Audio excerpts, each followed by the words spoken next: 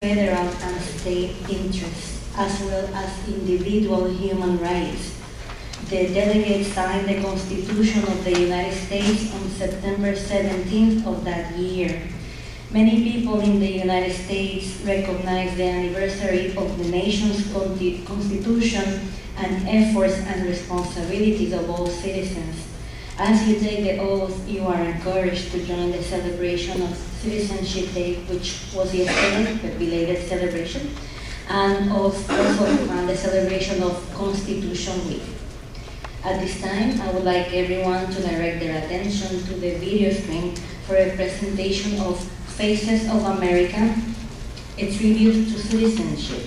The video presents a photographic montage of immigrants throughout the 233-year history of the United States.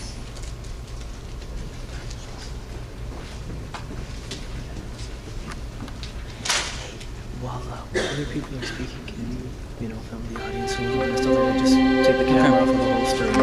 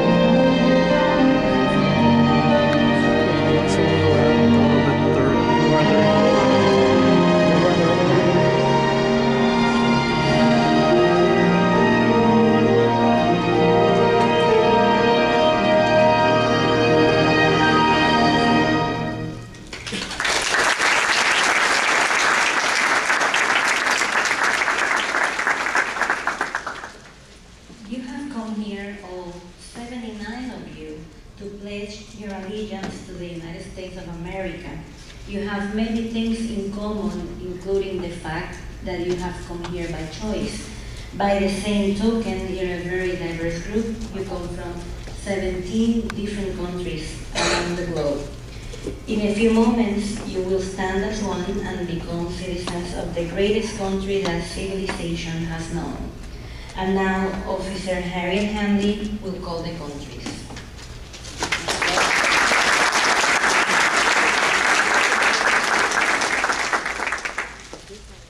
Welcome again, and I will call the names of your country of origin, and I ask that you stand and remain standing until all the countries have been called and all the applicants for naturalization are standing. Again, please stand when you hear the name of your country of origin and remain standing until all countries have been called. And of course, you may applaud for your country of origin as you rise to be recognized.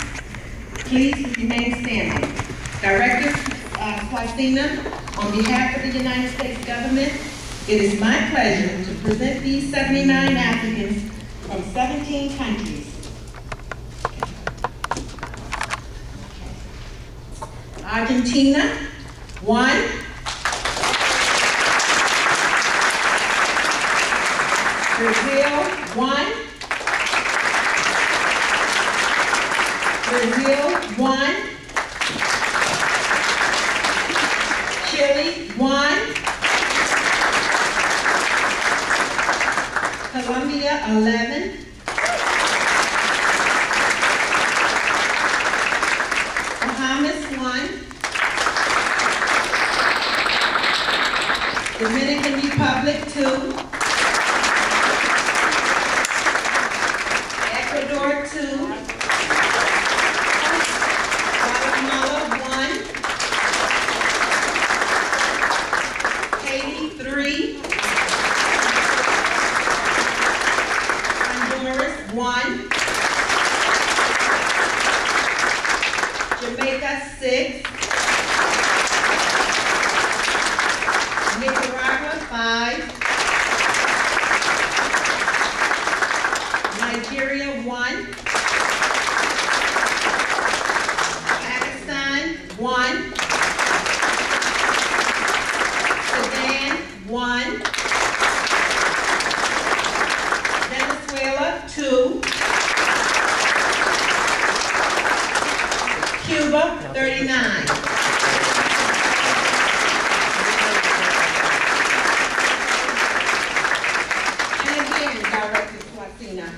On behalf of the United States government, it is my honor and pleasure to present these 79 applicants from 17 countries for naturalization.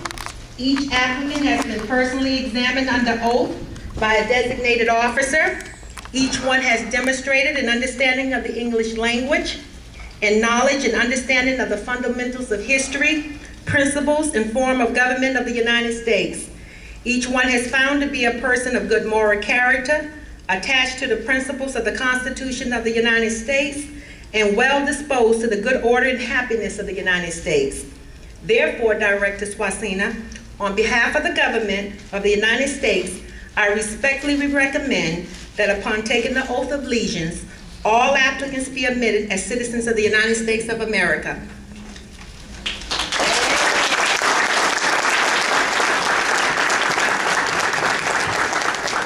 Good afternoon. Are you ready? Oh, yes. All right. The words for the oath, which is very old, will appear up here on the screen. So please raise your right hand and repeat after me. I hereby declare on oath that I absolutely and entirely renounce and abjure all allegiance and fidelity to any foreign prince, potentate, state or sovereignty, of whom or which I have heretofore been a subject or citizen, that I will support and defend the Constitution and the laws of the United States of America against all enemies, foreign and domestic, that I will bear true faith and allegiance to the same, that I will bear arms on behalf of the United States when required by the law, that I will perform non-combatant service in the Armed Forces of the United States, in the Armed Forces of the United States, when required by the law, when required by the law, that I will perform work of national importance that I will perform work of national importance under civilian direction, under civilian direction, when required by the law, when required by the law, and that I take this obligation freely, and I take this obligation freely, without any mental reservation without any mental reservation or purpose of evasion. or purpose of evasion. So help me God. So help me God. Congratulations, you're all citizens of the United States of America.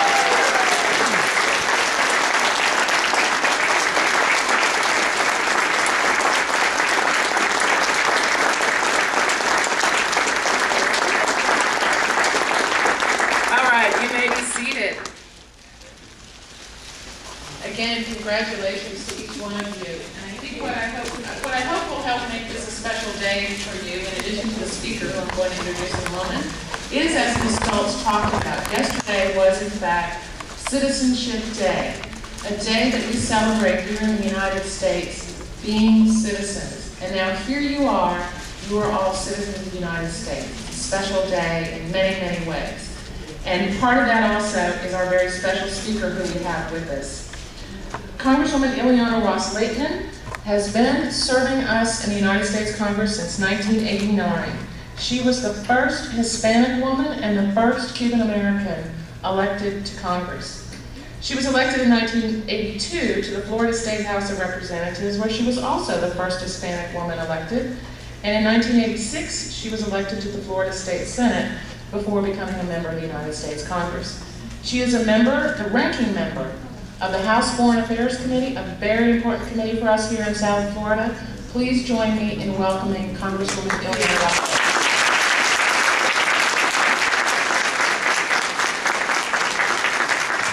Thank you so very much.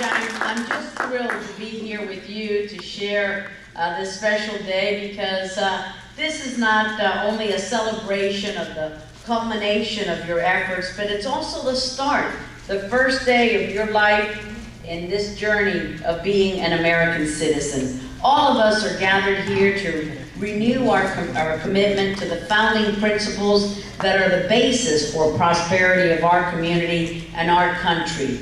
Today is indeed a momentous occasion for you and for your families there in the back rows, because today you have fulfilled your dream of becoming an American citizen. I know how important this day is, and I'm always so proud and honored to be invited for these ceremonies, because I'm a naturalized American and I know how important that event was in my life. You, like millions of others, have come to the United States seeking a better life for yourselves and for your future generations. Today is especially poignant for all of us who cherish the freedoms afforded to us by this great country. And as Linda pointed out, and other speakers have, yesterday was Constitution and Citizenship Day. This is the Bible of our American system of democracy, and our republic was founded on this document. On September 17, 1789, 55 delegates gathered in the Pennsylvania State House in Philadelphia, and they were led there by their shared desire to devise a system of government that would not only stand the test of time, but also enshrine the basic freedoms and liberties that all individuals are entitled to. Today, 220 years later, our Constitution remains the greatest document of self-government in human history. President James Madison, the principal author of the Constitution, said that every word decides a question between power and liberty. And that is the central aspect that has assured our nation's longevity. It is the system of checks and balances that has made America a country where government is accountable to the people. And when you look at the Constitution, and I hope that you take it home and you read it today, how does it begin? The very first sentence, "We the people of the United States. This country belongs to you." And it created, in the words of President John Adams, a republic of laws, not of men. Today you follow in the footsteps of countless individuals who came before you, yearning for a better future. This nation was founded by immigrants, just like each and every one of you here today, who came to these shores searching for freedom and for the ability to control your own destiny. They believe that a government should never stand in the way of the development of one's potential. This is what has made our country unique, and it is the main reason why this has been a land where creativity has thrived and success has flourished. Our citizens, you, are the reasons why our country has been the single greatest source for freedom and opportunity in human history. Our citizenship is not one of race, nor religion, or class, or ethnicity, or gender. Ours is a citizenship of shared values and principles. These values that we hold dear, and they are enshrined in the Constitution. Freedom, justice, opportunity. These principles bind us together. Today, as all of us know, we live in a world with a highly competitive global economy, one in which your diverse backgrounds are a vital asset. We are especially fortunate and blessed to live in South Florida with such a large, diverse, and colorful population from all over the world. Look at all the countries that we heard were represented here this morning. And this adds vitality and character to our communities. The entrepreneurial spirit of immigrants, just like you, has transformed our community in South Florida into a bustling center of commerce, an international business hub where companies of all sizes can flourish. You will have the greatest responsibility because you will now have the privilege to vote. You will be a direct participant in the political process that has made this country great. Through your decisions, you will be able to change the course of history for our community and indeed our great nation. You can now register your opinion and cast your ballot every election year and determine the future path of your country, the United States of America. And as we currently find our way through these very difficult economic times, you will have the right to determine the leaders whom you believe can lead us into a path of prosperity. As new Americans, you will also be able to enjoy the liberties that you have learned about in the classes leading up to the citizenship exam. And in studying for that exam, you became well aware of all the sacrifices that were made throughout the years so that we as Americans could enjoy those liberties. Our founding fathers, who were themselves immigrants just like you, fought so that you and I could speak our minds without fear of persecution, that we could choose our religion freely, that we could have a free press, that we could peacefully assemble, all without fear of reprisal or repression from our government. I sincerely ask that you not take these liberties for granted, because countless men and women died and continue to make, to this day, the ultimate sacrifice so that we may be free here today and so that our children may be free here tomorrow. I know that all of you have come to appreciate these rights as you have already spent years here in the United States. You have been working hard so that your families could have a better life and to ensure that your children will have the advantages that perhaps you did not have. Not only do you bring unique skills and talents and knowledge, but you also bring dreams and renewed faith. Faith in the future of our country and the promise of a brighter tomorrow. The great diversity of citizens in the United States, like you, is exactly what makes this country so wonderful and so full of potential. As citizens, we have a vital stake in the future of this, our country. And now you have the privilege to be part of the history of this great country. I sincerely pray and hope that all of you make the most of your citizenship and that you actively participate in the future of our country, both for yourself and for future generations. Congratulations once again on becoming our newest United States citizens, and I wish you the best in all of your future endeavors. God bless the USA.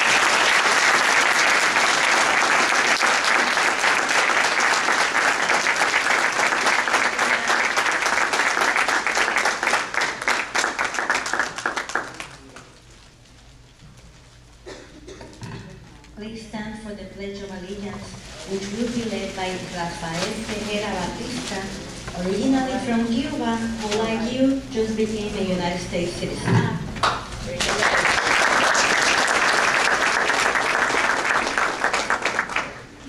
Please place your right hand over your heart and repeat after me.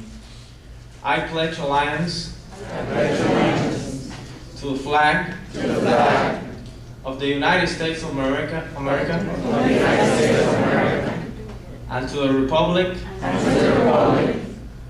for which it stands, one nation, under God, indivisible, with liberty and justice for all.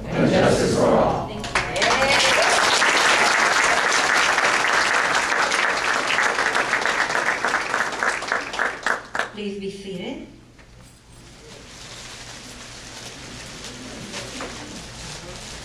At this time, I would like everyone to direct their attention again to the video presentation of a message from President Barack Obama. Then please feel free to join in singing along with the following video, God Bless the USA, sung by Lee Greenwood. It's an honor and a privilege to call you a fellow citizen of the United States of America. This is now officially your country, your home to protect, to defend, and to serve through active and engaged citizenship. Together, we are a nation united not by any one culture or ethnicity or ideology, but by the principles of opportunity, equality, and liberty that are enshrined in our founding documents. Today marks a very special day in your life. You've traveled a long path to get here. You've sworn a solemn oath to this country and now have all the rights of citizenship. With the privilege of citizenship, though, come great responsibilities. And so I ask that you use your freedoms and your talents to contribute to the good of our nation and the world. Always remember that in America, no